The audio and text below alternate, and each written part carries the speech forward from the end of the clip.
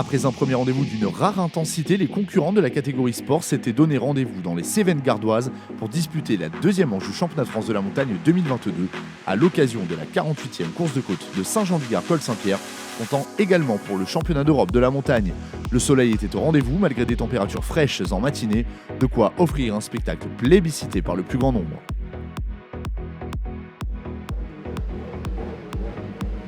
Engagé sur les deux tableaux dans le Gard, Billy Ritchen terminait la première montée de course du samedi en tête du classement général. S'il pouvait craindre le retour de certains de ses concurrents le dimanche, c'est avec assurance que l'Alsacien a déroulé tout au long de la journée pour s'offrir sa deuxième victoire consécutive, synonyme également de deuxième victoire en carrière après celle obtenue 7 jours auparavant à Bagnols-Sabran. Un début de saison en fanfare qui en dit long sur le potentiel de sa Nova Proto NP01 V8.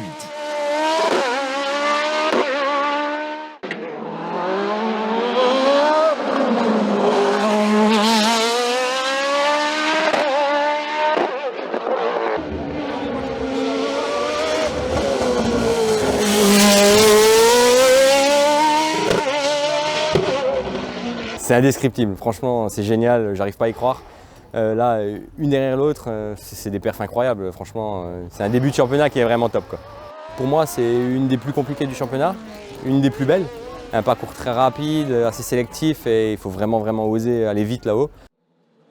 Malheureux à Bagnols-Sabran, Damien Chambéraud doit à nouveau se contenter à l'arrivée d'une deuxième position peu représentative de ses compétences sur sa Norma M20 FCE de SC Turbo.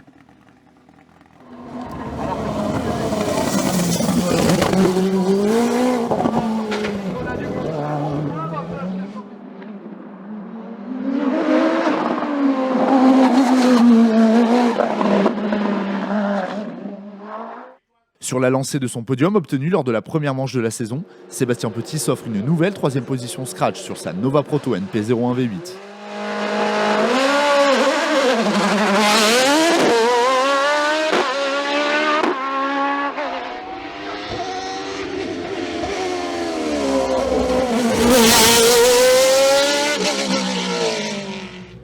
Axel Petit a à nouveau brillé à Saint-Jean-du-Gard. Sur sa Nova Proto NP03, il termine meilleur jeune de la catégorie sport.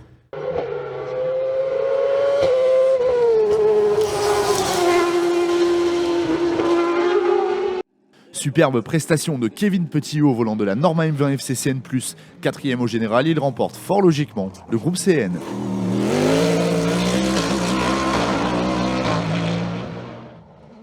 Cyril Franz s'occupe à l'arrivée la 5e position au scratch, ainsi que la 5e place de la classe E2SC3 sur son Nosella PA30 Turbo. Il devance l'Espagnol Gonzalo Diaz, 6e de classe et 7e du général sur l'impressionnant BRC BR53 Turbo. Corentin Stark a une nouvelle fois montré l'étendue de son talent et place sa Nova Proto NP01 Turbo à la 6e place du classement scratch ainsi qu'en tête de la classe E2SC2.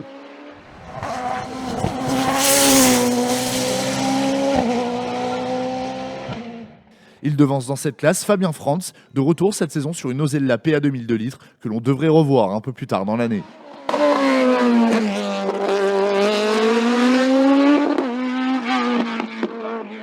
Cédric Lansard progresse à pas de géant au volant de sa Norma M20 FCE de SC Turbo bridé. À son volant, il remporte la classe E2SC 3B et termine 10e du général.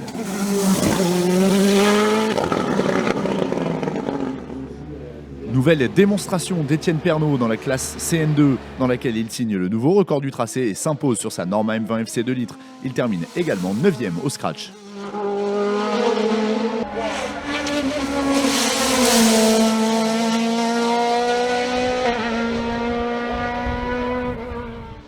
Dimitri Pereira, champion de la Ligue Occitanie-Méditerranée en 2021, s'offre une très belle deuxième position de classe sur une monture similaire à celle du vainqueur du jour.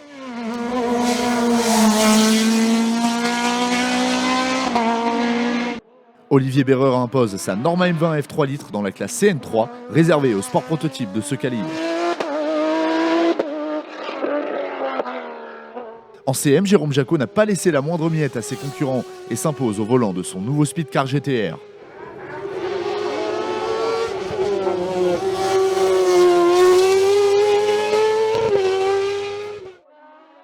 Un combat acharné s'est présenté pour la seconde position de la classe, finalement remporté par Tom Diebold et son BRCB 49 Evo à moteur BMW. Maxime Doja, toujours en plein apprentissage de son nouveau tracking RC01B, monte sur la 3e marche du podium du CM au col Saint-Pierre. La victoire dans le groupe DE est tombée comme à Bagnols-Sabran dans l'escarcelle de Marc Pernaut sur sa Tatuus Formula Master. Le Doubien prend également la 8e position au général et la 2e de la classe DE2SS en Europe.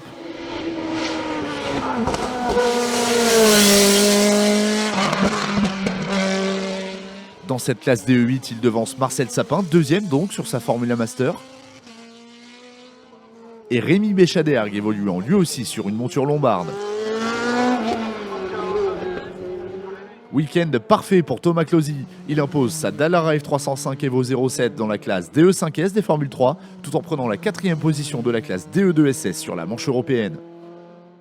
Nicolas Verdier a tout donné mais doit s'incliner dans cette classe lors de la dernière montée. Il place donc sa Dallara F306 en 2e position du DE5S.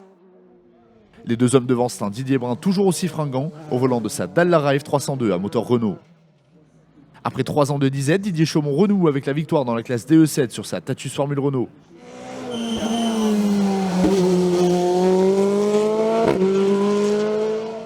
Il devance Gaëtan Bischoff qui effectuait là sa 2e course seulement au volant de sa Tatuus. Et Nicolas Neis ayant lui aussi débuté dans cette classe à Bagnols-Sabran, 3e. Pascal Ferretti a une nouvelle fois dominé le groupe 6-7 et la catégorie VHC Sport. C'est au volant de sa Marcadier GF02 qu'il s'y impose sur les deux tableaux. Prochain rendez-vous pour les concurrents de la catégorie sport les 30 avril et 1er mai prochains en Moselle pour la 50e course de côte d'Abrèchevillers-Saint-Quirin, 3e manche du championnat de France de la montagne 2022.